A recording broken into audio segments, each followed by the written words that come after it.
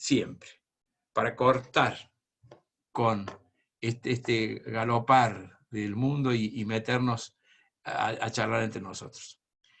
El poema es de Eugenio de Andrade, un poeta brasilero que murió en el 2005, muy tierno, siempre produce rupturas. Y este es un poema pequeño, como muchos de los que hemos leído acá en clase, o recitado acá en clase.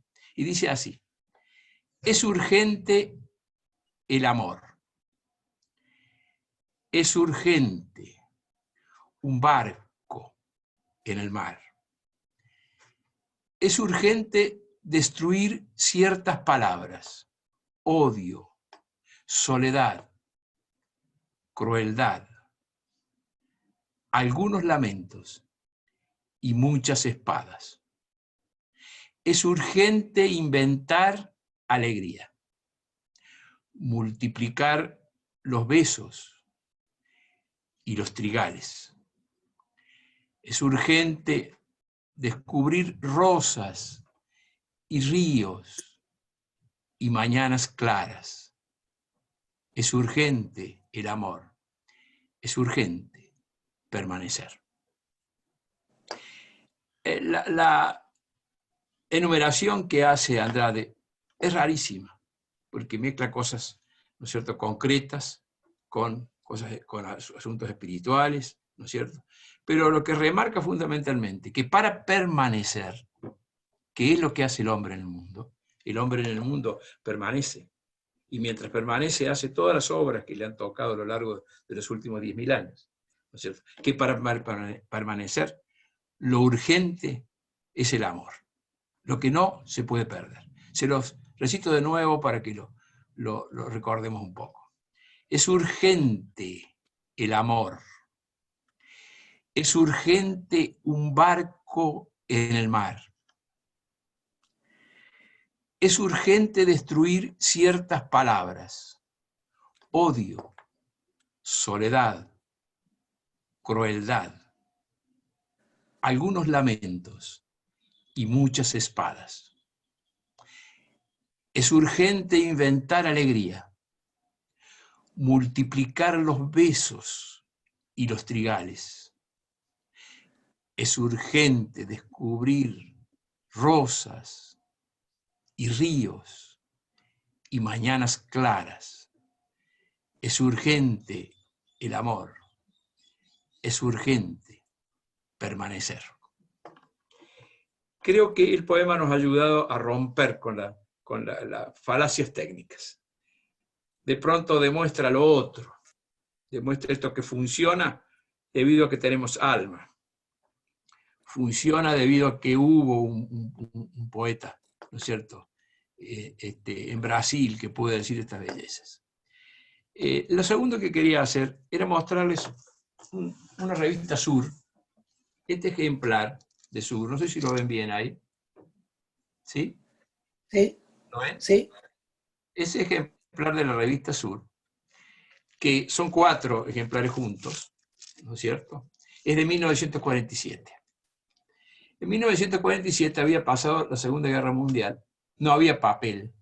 De hecho, yo lo tengo que cuidar como si fuera una momia a este y otros ejemplares de Sur, porque se rompen con enorme facilidad, debido a que los papeles, y por consecuencia de la guerra, no eran lo suficientemente buenos. Y Victoria Ocampo quiso, en este tomo, por eso tiene la bandera inglesa en la tapa, hablar, o de alguna manera compilar, la literatura inglesa que había habido durante la guerra. No nos olvidemos que la guerra empezó en 1939 y terminó en el 45. ¿Así? Pero ¿qué pasa? Que en todos esos años hubo una gran cantidad de escritores que siguieron haciendo su trabajo. Porque no fue como en la Primera Guerra Mundial, en que los escritores fueron mandados al frente de batalla. En la Segunda Guerra Mundial hubo un poco más de cuidado y muchos de ellos pudieron hacer otro tipo de actividades y seguir escribiendo, gracias a Dios. Y lo que Victoria Ocampo encontró, porque fue a Londres, estuvo con todos los escritores, estuvo varios meses en Londres visitando escritores, y descubrió lo que nosotros tenemos que tomar como ejemplo, que cuando pasan cosas raras, sucesos que rompen con nuestra armonía o con la vida cotidiana que tenemos, lo fundamental es no perder el timón y ver a dónde vamos a ir durante estos 5, casi 6 meses. Y en los pocos, creo yo, que quedan, que pueden ser 2 o 3 meses más. ¿A dónde vamos a ir durante este año 2020, que quedará, por supuesto, marcado en nuestro recuerdo? ¿Qué vamos a conseguir? ¿Cuánto vamos a mejorar? ¿Y qué va a quedar de nuestras vidas de este 2020? Eso es lo fundamental. Yo acá le quería leer, y le quiero leer, por supuesto, lo que escribió Virginia Woolf.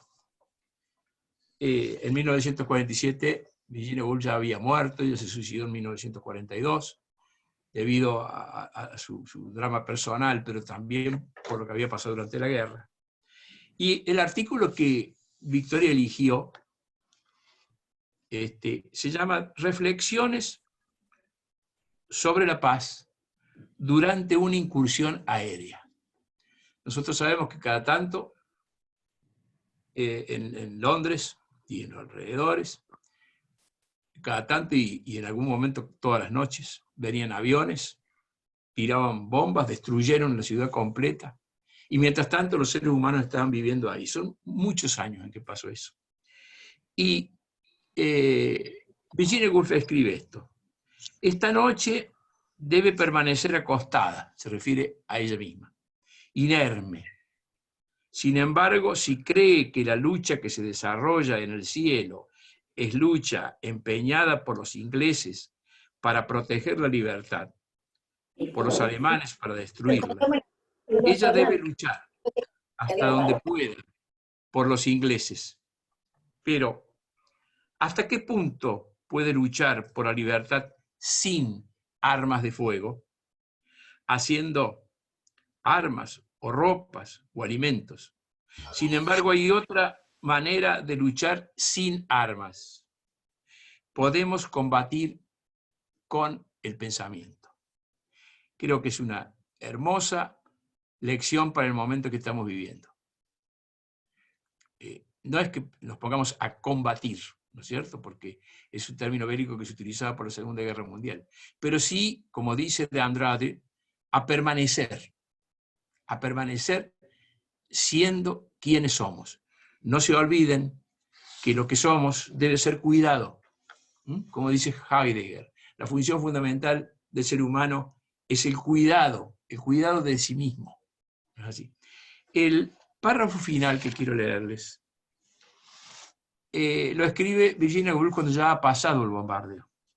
Y dice: al fin todos los cañones han cesado el fuego. Todos los proyectores han sido apagados. Vuelve la oscuridad natural de la noche de estío. Se oyen de nuevo los ruidos inocentes del campo. Una manzana golpea contra el suelo. Ulula un búho volando de árbol a árbol. Es decir, recomienza la vida después del bombardeo. Pero lo fundamental entonces que quería dejar marcado es qué se hace mientras tanto. Y como ejemplo de lo que puede hacerse, de lo que cada uno de nosotros puede emprender, hoy vamos voy a acomodar un poquito esto. Bueno, acá dice Mónica que somos 24, ya es bastante. Se ha armado un grupo grande ya. Sí, Cristina, muchas gracias por todo, que yo sé cómo se sufre con estos elementos. Yo tengo que ahora... ¿Dónde está?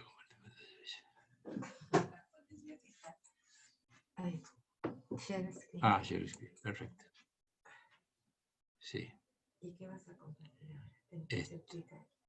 ¿Sí?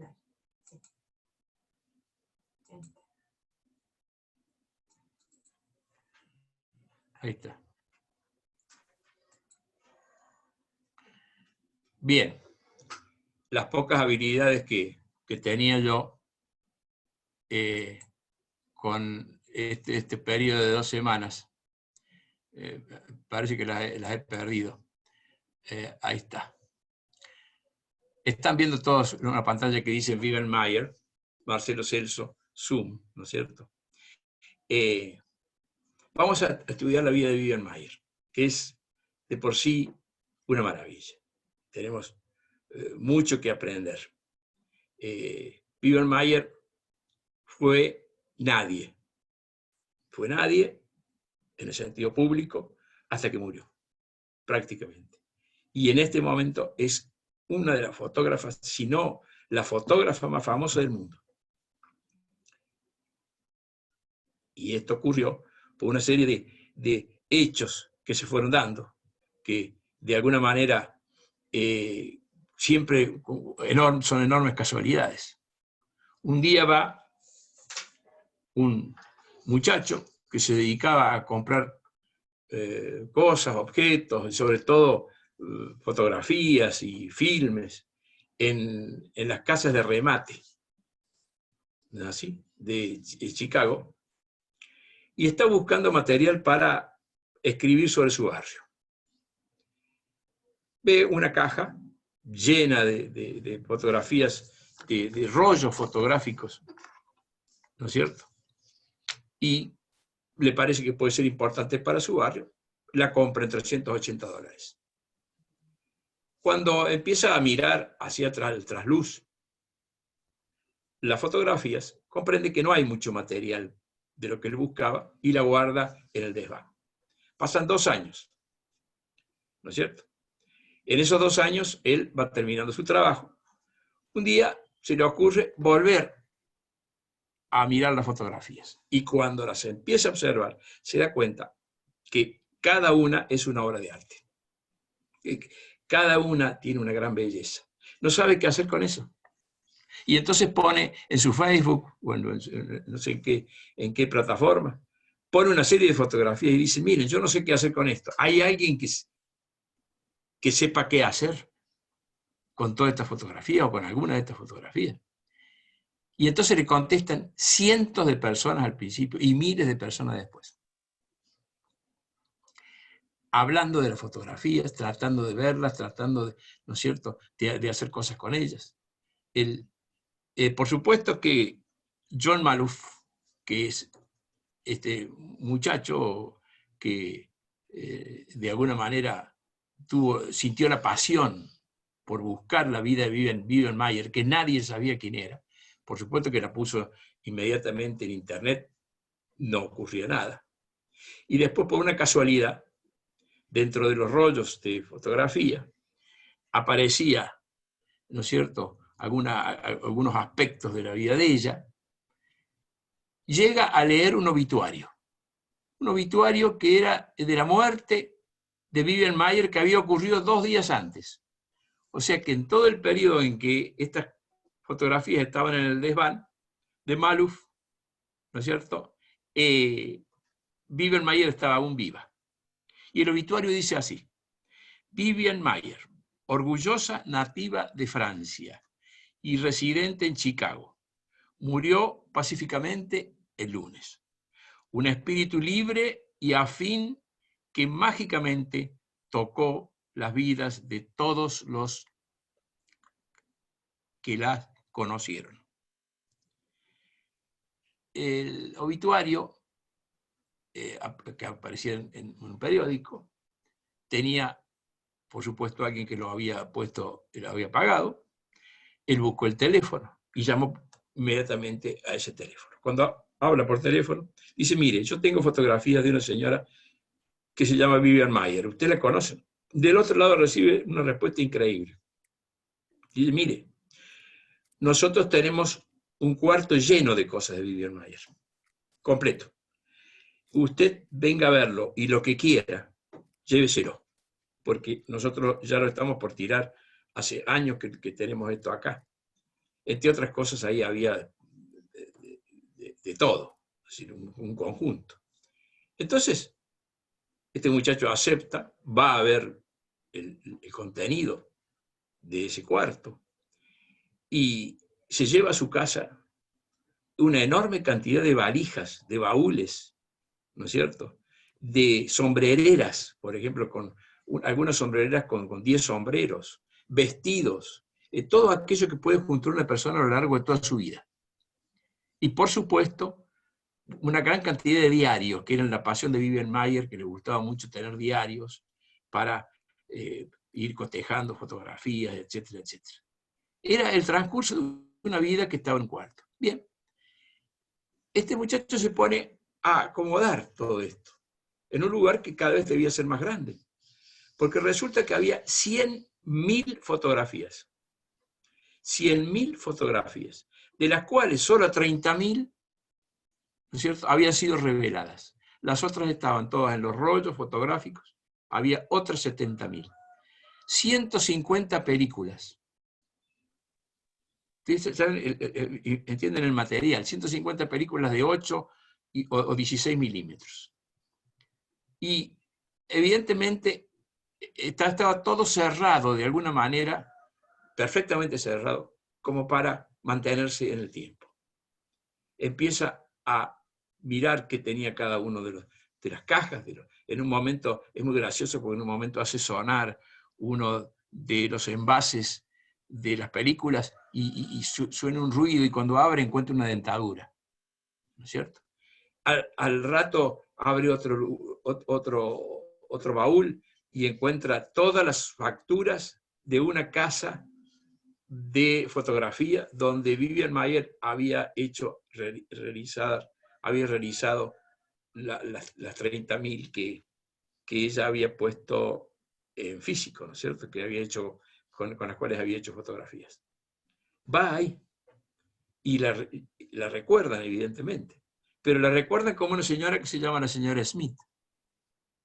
A lo largo del tiempo, este muchacho comprende que Vivian Maier se oculta y que a cada uno que le pregunta el nombre le dice, dígame Smith. Bueno, sigue pasando el tiempo. En un momento determinado, empieza a hablar con todas las personas que habían tenido que ver con Vivian Maier, que había sido niñera. Durante toda su vida había sido niñera de familias importantes, en las cuales con unos había estado 10 años, 15 años, 17 años, ¿sí? Pero durante toda su vida nunca tuvo casa, vivió siempre en las casas de los niños que ella cuidaba.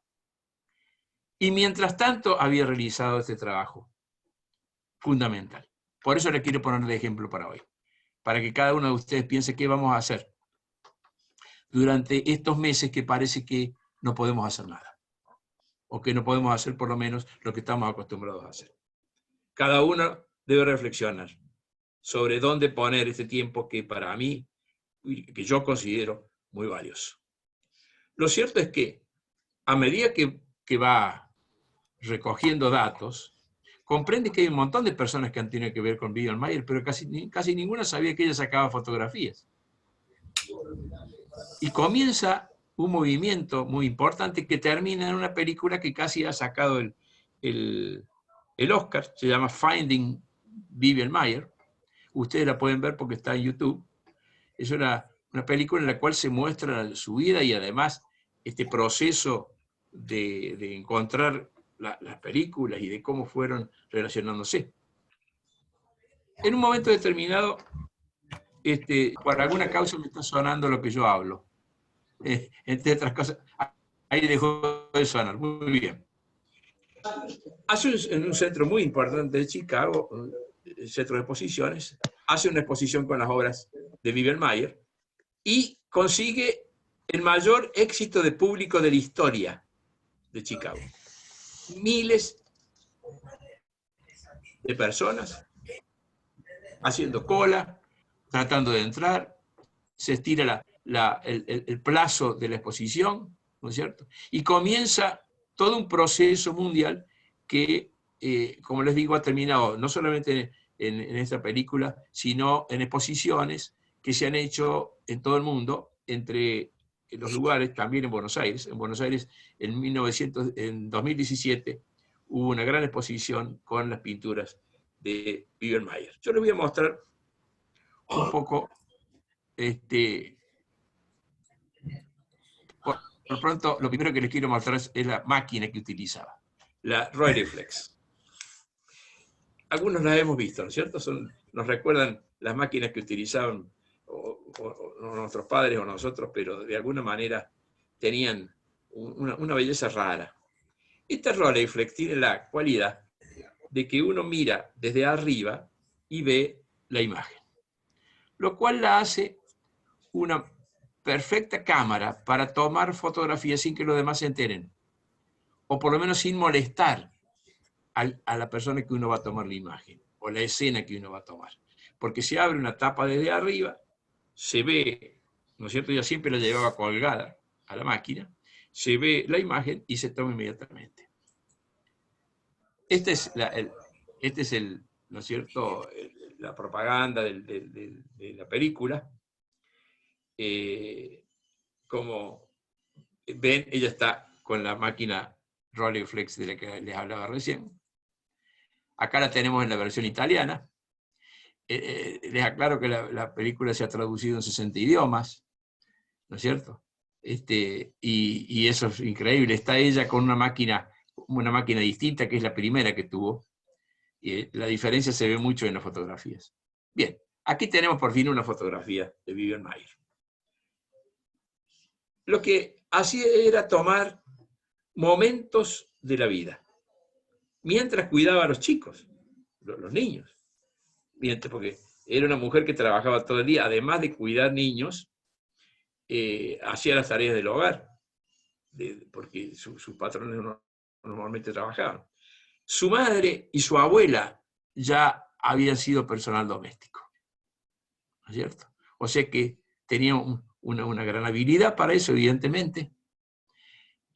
Realizaba sus tareas. En la película se ve muy bien que tanto sus patrones como los niños dicen cosas increíbles de Vivian Maier, ¿no es cierto? Era una persona excéntrica, absolutamente rara. Es cierto que andaba en este momento está, ¿no es cierto?, en un ómnibus, seguramente en la ciudad de Chicago, y estaba con 2 o 3 niños, que son los que cuidaba, y de pronto veía a estos dos, este matrimonio, y lo fotografiaba. Y así hizo toda su producción. Esta es Vivian Maier, en un estado reflexivo, ¿no es cierto? Siempre le gustó jugar con su retrato, como tanto hacía Rembrandt como Van Gogh, ¿no es cierto?, ahora que lo hemos visto. Jugar con su propia imagen. Miren esta fotografía. Representa 2 partes de la ciudad. Por un lado, la señora, con su absoluta seguridad, defendiendo su libertad, su condición. Por otra parte, el policía que está tratando de decirle, señora, mire, las cosas son así, o de otra manera, y la está tomando de las manos, con un poco de cariño y otro poco haciéndole sujeción, ¿no es cierto? Y la señora lo mira realmente como defendiéndose. Seguramente que el problema debe ser por el parquímetro, calculo yo, porque los veo ahí. Miren esta fotografía. Esta fotografía mezcla 2 épocas totalmente distintas, porque el señor aquí no se ve bien en la toma que yo he hecho, pero tiene una galera, ¿no es cierto? Y usa zapatos con polainas. Y el niño le está ilustrando los zapatos. Por otra parte, en un Mateo, como diríamos en Buenos Aires, ¿no es cierto? Una cosa totalmente rara. La fotografía por los autos que se ven allá es del año 1946-47. Aquí tiene otra cosa, que ella va por la calle, seguramente con los niños, como siempre, y de pronto ve que en una vidriera se están acomodando los objetos que se quieren mostrar, y hay una persona que lo está haciendo detrás de una tela y aparecen los zapatos. Inmediatamente Vivian Maier lo capta, ¿no es cierto? Aquí está ella. Este tema le gustaba muchísimo. Cómo se reflejaba su figura en los espejos o en las vidrieras, ¿no? Así. Cómo el mundo es un poco reflejo, ¿no es cierto? No es totalmente la realidad, sino que además es una realidad reflejada. Bien, esta foto, que es una de las pocas de color que tengo de Vivian Maier, es preciosa. Nada más que un matrimonio viajando en el tren, ¿no es cierto? Pero que de alguna manera refleja todo un cuidado, una protección y un amor en una sola fotografía. Acá de nuevo utiliza el mismo tema en otra persona. Cómo esa persona está como mezclada con las cosas, ¿no es cierto? Una mujer joven mirando con cierto desdén, con los labios un poco fruncidos, como quizá molesta también por la fotografía. Esto evidentemente le pasaba seguido, que ella estuviera sacando una fotografía y la persona lo advirtiera. Pero era tan magistral que Vivian Maier aprovechaba eso para lograr todavía mejores tomas. Muchas de las mejores tomas de Vivian Maier están en la sorpresa que la otra persona tiene porque le están sacando la fotografía, o el enojo, ¿no es cierto? O la molestia. Y eso ella lo utiliza para mejorar la toma. Acá la tenemos en una fotografía en color.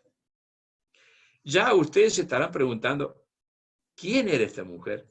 ¿De dónde venía? Lo mismo le pasó a Maluf, que no sabía de últimas quién era, porque le decían que hablaba perfectamente en inglés, pero que tenía un soutane francés. A la vez su profesor de lingüística le dijo, mire, este francés es impuesto, no es un francés natural.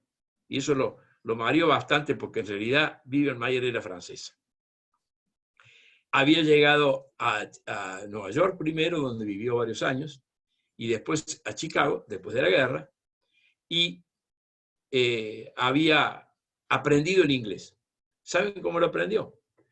Mirando teatro, yendo al teatro. Le gustaba tanto el teatro que en los momentos que tenía libres, que no serían muchos, calculo yo, pero de alguna manera iba al teatro y ahí aprendió a hablar el inglés. A hablarlo perfectamente. Y ahí está un poco la maravilla. Bueno, esta mujer, vamos a ver otra. Miren esta maravilla. Dos niños, ¿no es cierto? Captados en un momento tan especial, en un automóvil convertible, con un vidrio semi bajado, a punto de abrirse toda la ventana. Yo ahora no veo el niño de este lado porque lo estoy viendo ustedes, pero de cualquier manera, acá hay una espontaneidad absoluta en lo que Vivian Maier va logrando. Les voy a leer lo que dice Jeremy Bael, que es un técnico de fotografía del Museo de Chicago. Dice, Maier revela y oculta del espectador una porción de sí misma, haciendo de una foto aparentemente sencilla algo muy seductor. El talento de los grandes fotógrafos está en observar a la espera del momento preciso en que todo, figuras y espacio, luces y sombras, esté en equilibrio y entonces disparar. Esa es la actitud que tenía, ¿no es cierto?, cuando utilizaba su Rolleiflex. Y Mellerovsky, otro gran fotógrafo, museólogo también, americano, dice, sus fotos muestran una ternura, una vigilancia inmediata de las tragedias humanas y los momentos de generosidad y dulzura. La veo como un vigilante increíble, una persona observadora, cariñosa. Quizás la razón por la que era niñera era porque tenía esas capacidades. Y esto nos trae al tema de, viendo 100.000 fotografías, de obra inmensa, uno puede pensar que como niñera no fuera muy buena. Pero la opinión de gente que ahora es grande, pero que ella cuidó cuando eran niños, que era una niñera maravillosa. Absolutamente creativa, que los sacaba a pasear, a veces los llevaba a lugares peligrosos, incluso seguramente buscando sacar fotografías, pero que siempre fue una gran niñera, una persona que lo formó. En la película aparecen 5 o 6 o 7 de los chicos que ella cuidó, y manifiestan que lo que dice el obituario, que los tocó en la vida o que los formó, prácticamente. Por eso, cuando Vivian Maier va poniéndose mayor, 3 de estos chicos que ella cuidó, de una familia Goldberg, que ya eran, por supuesto, gente de 45, 50 años, al no poder trabajar más ella, le ponen un departamento y la cuidan durante todos los años hasta los 83 años en que ella murió. Es decir, que como reconocimiento de la labor que había realizado con ellos, la cuidan durante todo ese tiempo. Lo cual no era fácil, porque hay también manifestaciones en la película de la gente que, las casas, los dueños de casas, donde Vivian Maier trabajó. Por lo pronto, uno de ellos dice, en un momento dado empezó el cuarto de Vivian Maier, que siempre buscaba cuartos arriba, como áticos. En todas las casas exigía eso. Exigía además que tuvieran llaves para que nadie pudiera ver lo que ella hacía. De pronto el cuarto, ¿no es cierto?, que estaba arriba de mi escritorio, dice este señor, empezó a doblarse el techo. Se empezaron a quebrar las vigas del techo y no sabíamos qué era. Después descubrimos que lo que pasa es que Vivian Maier tenía en el cuarto diarios y demás objetos prácticamente hasta el techo de su telático, que era tan pesado que de pronto podía llegar a romper. O sea que cada vez que se mudaba, que cambiaba de casa, ya les digo, muchas estuvo 10 años, 15 años, 17 años, cada vez que se mudaba con todo este bagaje, que fue lo que después Maloof encontró para contar su historia. Hay una pregunta que se hace mucha gente, y es por qué Vivian Maier no mostró su obra. Porque en muchos escritos que ha dejado, se muestra que ella sabía perfectamente bien que sus fotografías eran buenas, que eran fundamentales, y comprendía la importancia que tenía, pero en ningún momento las quiso mostrar. Y en esto hay una serie de investigadores de su obra que dicen que es una posición moderna o posmoderna. Es decir, que ya el artista no va a salir a mostrar su trabajo, que de alguna manera, hartos por las galerías, por las editoriales, por todo el comercio que se ha armado, ¿no es cierto?, sobre la vida de los artistas, han tomado una posición distinta, que es mantener su creatividad. Es como si los artistas hubieran comprendido que o se cuidan de ser famosos, lo cual lleva a un trabajo inmenso.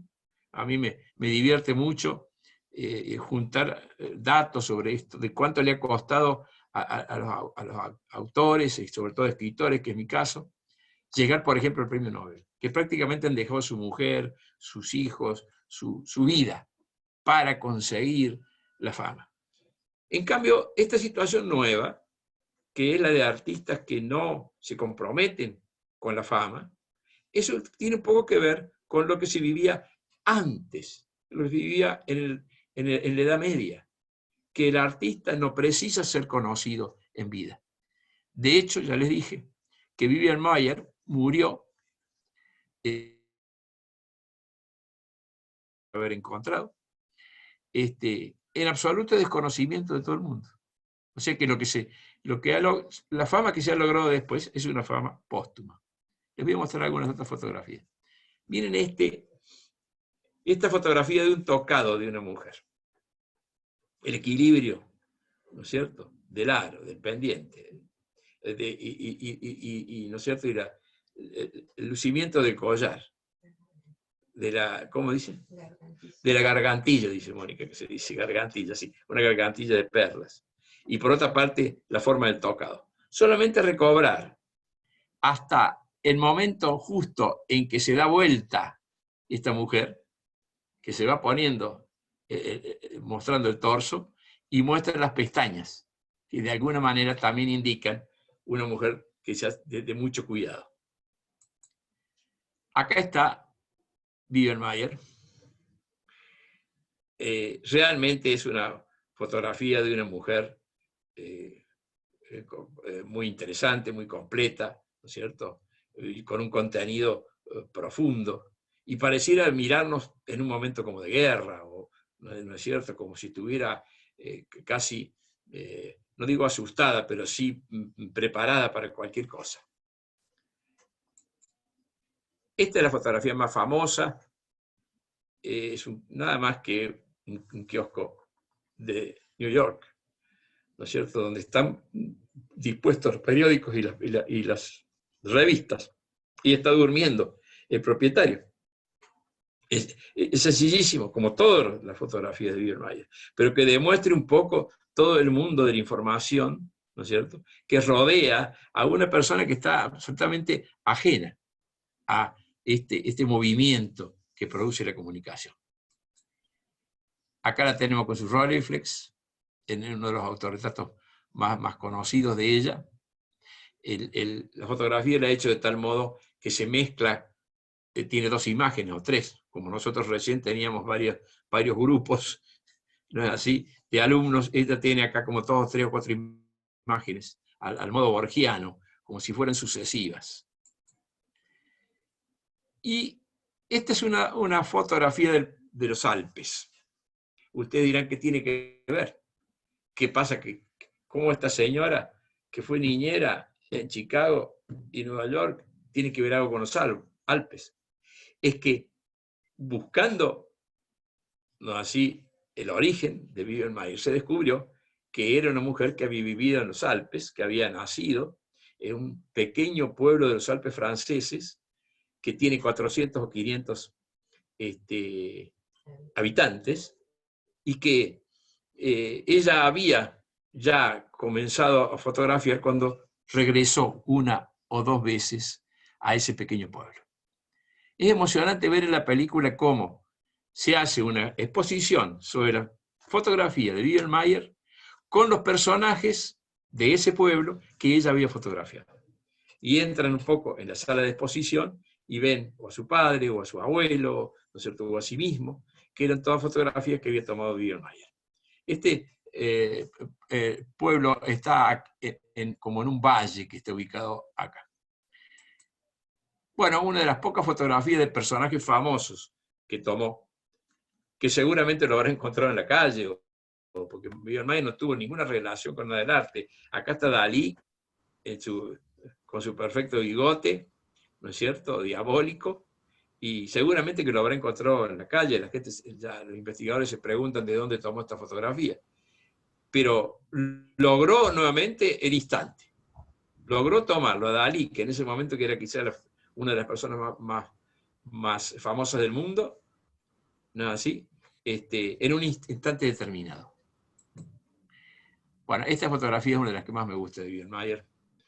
No muestra nada más que las escaleras de una de esas casas que se alquilan, ¿no es cierto?, que son todas iguales en una cuadra, tan típicas en Nueva York o en Londres, que están blanqueadas por la nieve, que a la vez reproducen los arabescos del hierro hasta el final, con 2 personas que van caminando al fondo. Este es otro momento fundamental logrado por esta excelente fotógrafa. Bueno, este es típico también de ella, tratar de recobrar momentos de tremenda intimidad. Acá tenemos 2 niños que están gozando del helado. A mí me hace acordar mucho, cuando veo niños tomando helado, me hace acordar mucho cuando en Buenos Aires pasaban gritando Laponia, y uno salía a la calle si los padres le querían comprar un helado, ¿no es cierto? Y nos daban unos helados bastante parecidos a esos. Y acá están los 2 niños sintiendo todo el placer ¿no es cierto?, del sabor y del fresco del helado, pero a la vez están mirando a la persona que les saca la fotografía. Bueno, nuevamente se recobra en un instante toda una persona. ¿No es así? Que está seguramente o con su cartera o escuchando radio, ¿no?, y que en un momento dado la mira a Biedermeier y en ese momento le saca la fotografía. Bueno, esta es preciosa, ¿no? Recobrar un payaso que está en la figura del payaso, porque los payasos normalmente se hacen los tristes. Una de las dos posiciones que toman los payasos es o hacer reír o hacer llorar. Pero es que este es un payaso que está en la calle, está bajando de un automóvil, o por lo menos tiene un automóvil detrás, y está en la vida cotidiana. Nada más que Biedermeier seguramente le decía a los niños que llevaba de la mano, quédense acá, esperen un minuto, y sacaba la fotografía. Una de las niñas que ella cuidó cuenta en la película que hasta las perdía. Lógico. Era lógico. Biedermeier, además de ser una maravillosa artista, era una persona totalmente excéntrica, casi yo diría una loca linda, porque hay que sacar 100.000 fotografías, de las cuales casi no se ha rechazado nada. Uno de los ofrecimientos que hizo Maluf, los primeros ofrecimientos que hizo Maluf, es donar toda la colección a la Tate, ¿no es cierto? O al MoMA, al Museo de Nueva York o al Museo de Londres. Y se las rechazaron. Y se las rechazaron porque era una cantidad inmensa. Y no sabían qué hacer con ellas. Claro, después habrán tenido un gran arrepentimiento porque ahora se están preparando los museos para contener la obra de Biedermeier. Pero cuando él envió cartas para ofrecer toda la obra, para que algunos de estos museos la tuvieran, se las rechazaron, por la enorme cantidad. Bueno, este es un tema muy común en Biedermeier también, que son las sombras. Le encanta sacar fotografías de sí misma o de la sombra de sí misma, pero además acá agrega, como si estuviera en un espejo, se agrega a sí misma sacando la fotografía. No nos olvidemos que todo esto se hizo entre los años 50, 70, 80, cuando la fotografía iba cada vez, ¿no es cierto?, mejorando muchísimo.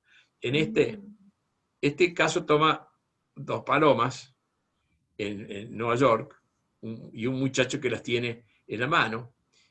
Recobra, por supuesto, el gesto de preocupación y también de cuidado de los pájaros. Acá tenemos nuevamente dos niños. Me llama mucho la atención esta mano, la mano que tenemos acá, tomando un poco la manija plateada. Aquí hay, por un lado, todo el lujo de la época de los 50, los automóviles, ¿no es cierto?, tan maravillosos que había en ese momento. Este es evidentemente un auto de lujo. Y dos niños que están mirando el mundo de afuera, que evidentemente la niña la ve a Mayer cuando saca la fotografía, y el niño se mantiene mirándose adelante con la mano puesta en el picaporte, en la manija. Aquí hay una mezcla increíble de la riqueza de los Estados Unidos y el enorme problema racial que había en ese momento. ¿Así? O sea, todo el encuadre de la fotografía es la riqueza, ¿cómo les puedo decir?, la perfección de toda la vida material norteamericana, y por otra parte, los dos niños. Esta es una fotografía de Biedermeier, es la única que he podido recobrar en la cual está más o menos arreglada. Su figura era muy extraña, andaba con botas militares, normalmente no tenía el pelo cuidado como tiene esta fotografía, y tenía los hombros muy rígidos, caminaba, parece que moviendo los brazos como hacen los militares.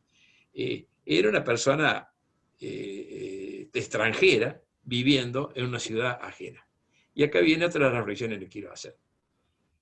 Casi nadie se dio cuenta, yo creo que ahora ya empezaron a comprender, que Biedermeier fue a New York o a Chicago después de la guerra.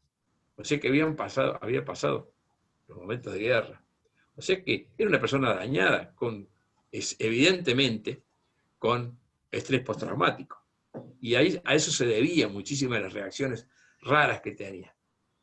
Pero a mí me gusta reflexionar un poco más profundamente y ver cómo una persona que llega a un lugar totalmente extraño, de una pequeña población de los Alpes franceses, con una mínima cantidad de habitantes, a un lugar como Nueva York, Y no solamente comienza a hacer su vida, a mantenerse, a trabajar de niñera, luego en Chicago lo mismo, sino que realiza toda esta maravillosa obra, con absoluto conocimiento de que iba a ser desconocida. Porque, les repito, 70.000 fotografías no fueron reveladas. Y de las 150 películas, ninguna. Claro, evidentemente tenía una idea fija, sabía lo que estaba haciendo, no tenía muchos medios porque todo lo que ganaba como su trabajo lo dedicaría a este tema de la fotografía, ¿no es cierto? Pero la cámara costaba una fortuna. Solamente, es cierto, solamente la cámara Rolleiflex en ese momento era una inversión. Las cosas no se compraban como ahora, que son medias de plástico y entonces uno las compra y después las tira. Las cosas eran como muebles. La cámara Rolleiflex es plateada, tiene cuero, tiene, ¿no es cierto?, es pesada. Por otra parte tiene unos lentes maravillosos. Eso era muy difícil de comprar. Así que habrá tardado también meses o años en lograr comprarla. Acá tenemos una fotografía muy rara de ella, porque muestra dentro de la vida cotidiana de Nueva York a dos personas que están discutiendo, pero también muestra la imposición que hace el hombre de su fuerza, ¿no es cierto?, de su mayor altura, ¿no es cierto?, a la mujer. La mujer está como gritando. Recuerdo un poco el cuadro aquel que se llama El Grito, ¿no es cierto? Ella está como queriendo expresarse, pero el hombre está como parándola, como sometiéndola sobre la pared de un banco, ¿no es cierto?, de una institución. Bueno, ahí llegamos. Ahora, yo no sé si aparezco en la pantalla, ahora sí. Bien. Ya perdí la idea de qué hora es, me olvidé qué día es, etc. Son las 12:30. Bien. Sí, se hizo lo que se pudo. Ahí la... Sí. Por supuesto que ahora llegamos al momento de las preguntas, así que espero que ustedes me pregunten lo que quieran, como hacemos siempre. Gabriela. Yo quiero preguntarte, ¿me escuchás bien? Sí, te Soy escucho bien, Julio. Julio. Gracias por la cibernáutica que has tenido que hacer para llegar a estar con nosotros. ¿No es cierto? También me costó, pero quería comentarte que a medida que ibas pasando las imágenes, me venía a la mente muchas imágenes de Cartier-Bresson y ese concepto que él propuso de el instante fugaz, ¿no?, de atrapar el instante fugaz. Y al mismo tiempo otro fotógrafo que admiro mucho, que es Capa, que él decía, no es una buena foto si no estás demasiado cerca, ¿no? Y me parece que Vivian tenía eso de acercarse al motivo, ¿no? Muchas fotos están muy cerca, no son así grandes extensiones y de lejanía. Sí, te entiendo muy bien. Fíjate que la fotografía, que fue considerada al principio como algo mecánico, Walter Benjamin, que fue un pensador alemán, ¿no es cierto?, que se suicidó durante la guerra porque no podía entrar en España.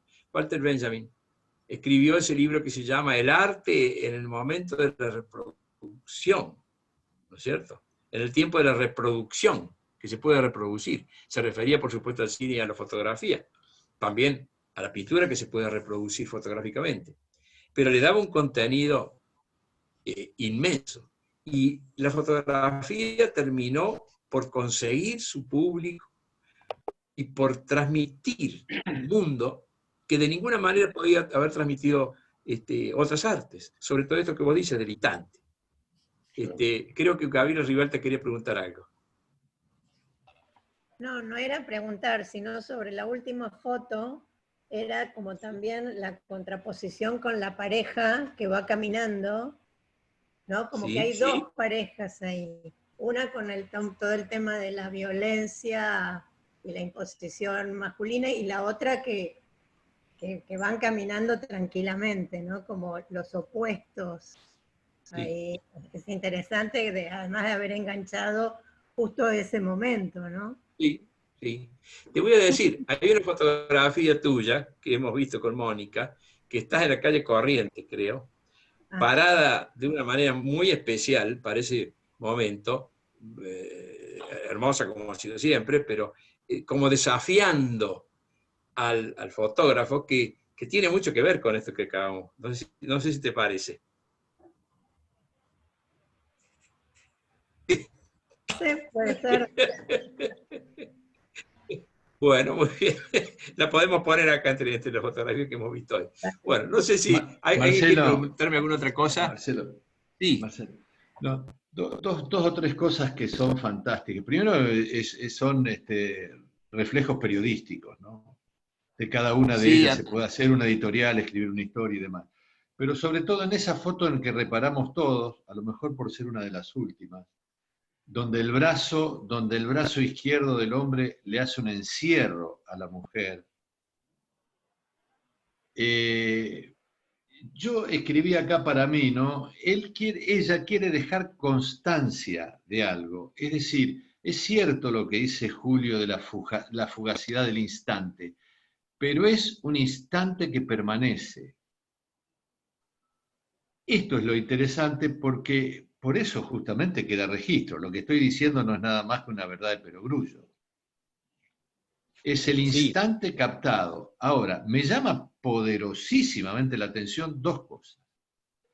Una, el foco que tienen algunas fotos, yo no soy un conocedor de fotos, conozco lo mínimo, pero hay un foco que es increíble. La mujer esa que está de espalda con el pendiente, que tiene también la reproducción del pendiente en el cierre del collar. La otra en donde reproduce en un aro redondo, ella sacando la foto de su sombra. Y la otra en donde ella saca la foto de adentro, no de afuera. Si ustedes se fijan, en una de las primeras fotos dice Gules, W-H-O-L-L-S. No está al revés, está al derecho, porque está sacada de adentro para afuera, y aún así se refleja. ¿Cómo te has dado cuenta de eso? ¡Qué maravilla! Sí. No, pero ¿sabés? Cuando uno ve la foto, puede incluso hasta llegar a descubrir la hora del día. Yo me juego con eso, juego conmigo, con el único que puedo jugar. Che, Antonio, Claro. ¿a qué hora fue esto? ¿Cómo fue? ¿Invierno? ¿Verano? Bueno, hay cuestiones que pasan la sutileza. Esa de las escaleras no queda ninguna duda. Pero esta mujer me parece que hace una obra de arte extraordinaria, y remito también a algo que es el centro de una película que creo que se llamó Smoke. Sí. Que es un poco relata, la historia fue escrita por Paul Auster, fue dirigida por un chino norteamericano, es una tríada de películas. Creo que fue en Smoke que este primer actor saca una foto del día siempre a la misma hora. Suponete, abre el negocio y lo primero que hace es sentar la cámara y dejar que tome fotos. Parece que automáticamente va tomando fotos la cámara. Una de esas fotos es la foto de la mujer del actor principal que a los pocos días muere. Ese mismo día. Ese mismo Día. Fíjate vos. Antes de entrar. Claro. Le fue a comprar cigarrillos al marido. Es una foto, es una forma, si siempre la foto se dedicó a captar la vida. Sí. En este momento es atesorarla y guardársela a alguien que la pueda apreciar. Yo creo que la humanidad le tiene que estar agradecido a esta mujer del testimonio de esa historia, de lo que dejó. Y encima con qué arte. Yo insisto en esto del foco. Hay focos en los chicos. Y donde incluso es profeso queda todo difuminado el resto para que emerja más todavía lo que ella quería destacar. Me parece una artista completa. Te agradezco mucho que yo mientras vos hablabas la googleé, incluso te mandé una foto. Fíjate la foto de ese chico que está con una pared en Estados Unidos, que está sacado, parece un contrapicado, ¿no? Medio de costado y de abajo. y refleja allá enfrente el edificio. Bueno, una de las Parece- cualidades que tiene el Rolleiflex es que saca la foto, como la persona la tiene en la cintura casi, Bueno, saca la claro, foto claro. siempre de abajo hacia arriba. Por eso el gran angular, acá estoy viendo tú, qué maravilla, qué maravilla. Esta es la confrontación de dos realidades, ¿no es cierto? La del niño este. Bueno, El niño desamparado puede ser tranquilamente, un niño desamparado, en medio de una ciudad. Marta Beques, que no sé cómo sabe que justamente murió ese día. Marta, ¿cómo sabes eso? Que sabes todo. No, porque trabajé sobre esa película. Lo que quería aportar es una cosa diametralmente opuesta. Me encantaron las fotos, me parece extraordinaria, y le rindo homenaje a las lentes alemanas. Leica y Rolleiflex no fueron superadas. Pero quería sugerir lo siguiente. Por lo que vos contaste, es francesa de los Alpes franceses, pero el apellido es alemán. Así que debe haber tenido alguna influencia, algún ancestro, o de Suiza, de la parte de Suiza alemana, o de Alsacia, Lorena, Sí. y los alemanes son muy organizados.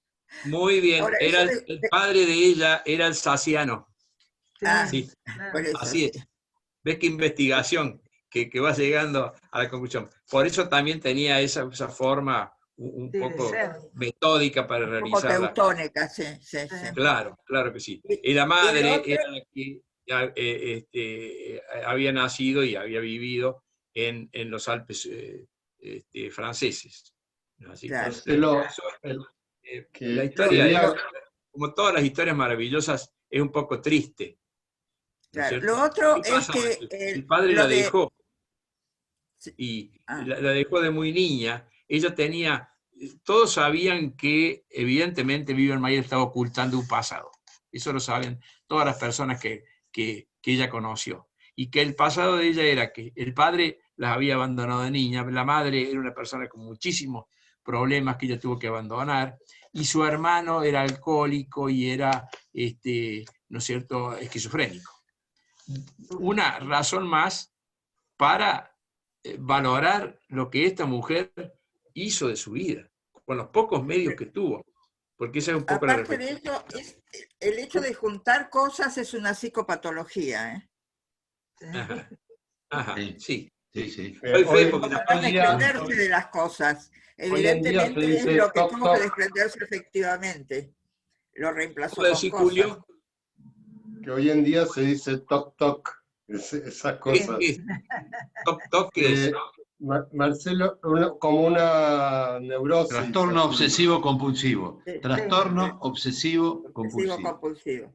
Toc, toc, sí. Marcelo, quería, si me permitís, hice una relación mientras te escuchaba, lo que está pasando hoy en día con nosotros y la carrera de los laboratorios con respecto a la vacuna, ¿no? ¿Se escucha bien? Sí, muy ¿No? bien, muy bien. Bueno, con respecto a la vacuna, todo lo que la velocidad y la querer llegar primero y vender más y todo eso. Y lo relacioné un poco con la historia de la fotografía y de qué manera los primeros investigadores, Daguerre, Niepce, todos, el Estado francés se da cuenta de la importancia del descubrimiento, que compra la patente y la libera y le dice investiguen todos. Y de 6 horas que tenían que hacer un retrato para que no se podían mover en un invernadero, pasaron en muy poco tiempo porque todos investigaban a estos pocos segundos de hoy en día, ¿no? Pero eso fue porque el Estado francés tuvo esa acción de comprar la patente y liberarla, ¿no? Y yo veo con la vacuna que se atesora el conocimiento, y si no nos pagás, acá no se salva nadie. Lo que pasa es que estamos viviendo un momento que nos tiene que llamar a la reflexión, que es que las grandes corporaciones y el mundo en general han tomado a la técnica a su servicio y están realizando cosas enormes que realmente incluso ocupan varios países y que de alguna manera dejan al individuo, que no venimos a ser otros sino nosotros mismos, ¿no es cierto?, sumido. Eso hay que hacer una enorme reflexión.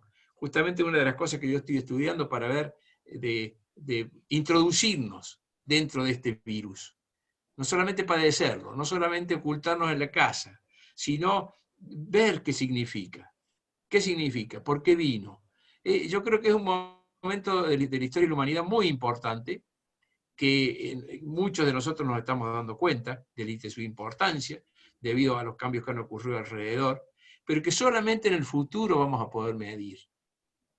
¿Qué reacción va a haber del público, de la gente en general, de esta gente anónima, que somos nosotros mismos? ¿Qué reacción va a haber ante esta forma de manejar la vacuna, de forma de manejar el virus, y sobre todo, fundamental, de manejar la propaganda? Porque en todo el mundo hay propaganda, para un lado y para el otro. Por eso nosotros sufrimos cuando vemos la televisión o la radio. No tanto por lo que sucede, sino porque vemos una enorme maquinaria de manipulación que nos pone al servicio de algo que está sucediendo fuera de nuestra casa, mientras nosotros tenemos que quedarnos dentro de nuestra casa. Así que me parece que es un momento excelente para reflexionar y para mejorar nuestras personas.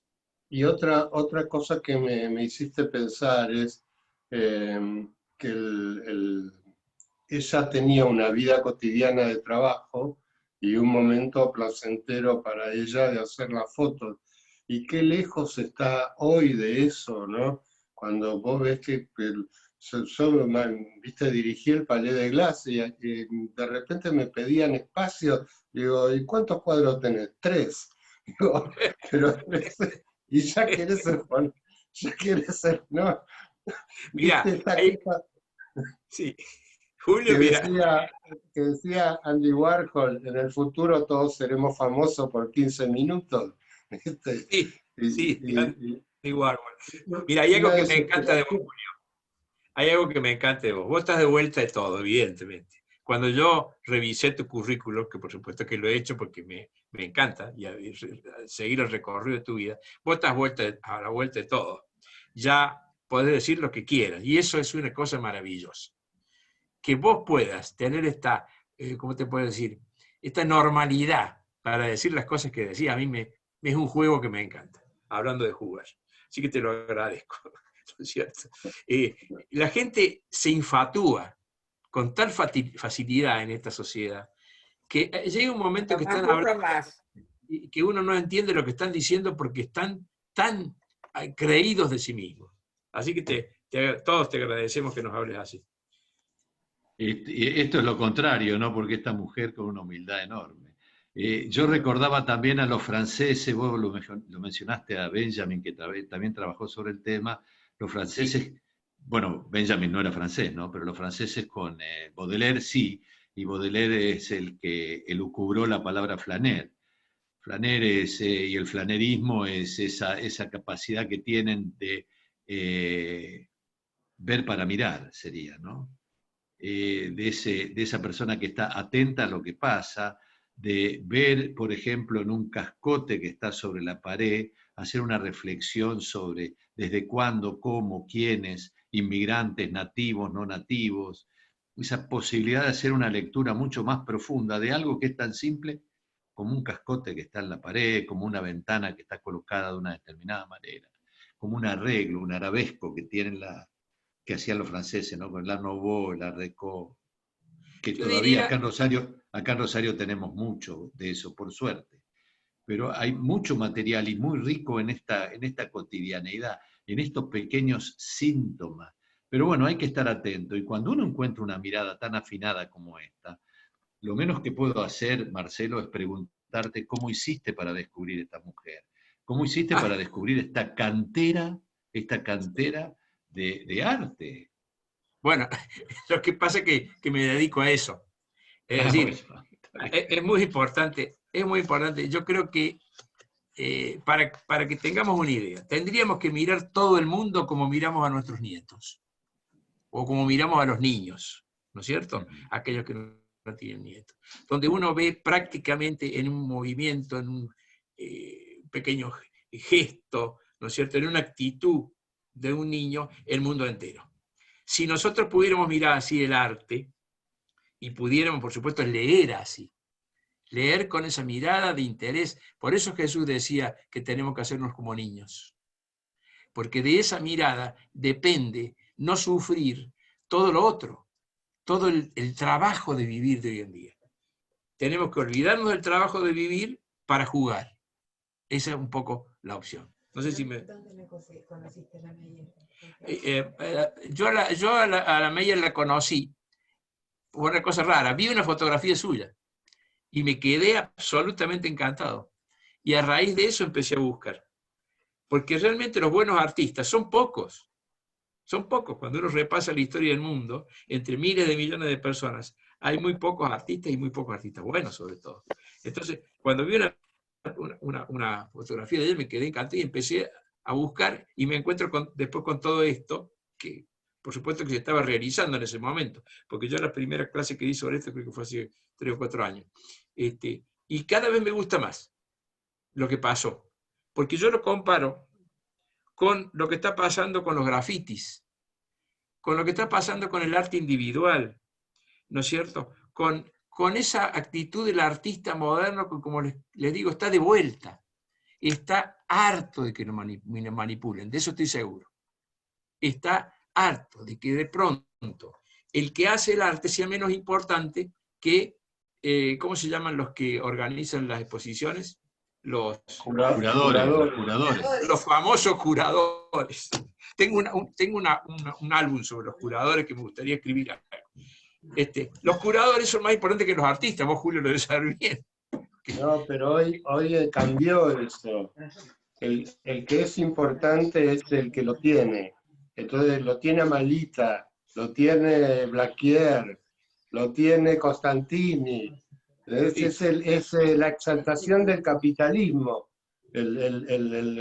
Esa persona que está en su colección, ya no importa la obra, el artista, el curador, importa Hay una película sobre Van Gogh y esta mujer que lo conoció, que murió a los 122 años. ¿No es cierto? Hay una mujer que lo conoció a Van Gogh cuando tenía 14 y que murió hace poco a los 122 años. Y a raíz de eso se hizo una película, ¿no es cierto? Que está en YouTube. Y que cuenta que una niña vuelve del futuro y lo encuentra a Van Gogh pintando. Y en un momento dado, es maravilloso ver, la niña le dice cuánto valen sus cuadros. Y el personaje que hace de Van Gogh sale riéndose como una cuadra. Pero se ríe de una manera maravillosa. Es muy interesante verlo. Porque se ríe porque es una cosa absurda, ridícula. ¿Cómo van a valer mi cuadro eso? Y le parece algo tan jocoso. Yo creo que esa es la actitud que tenemos que tomar. Esto creo que la palabra justa es que hay que agarrarlo a la joda. Al arte hay que agarrarlo en serio. Pero lo que se está haciendo con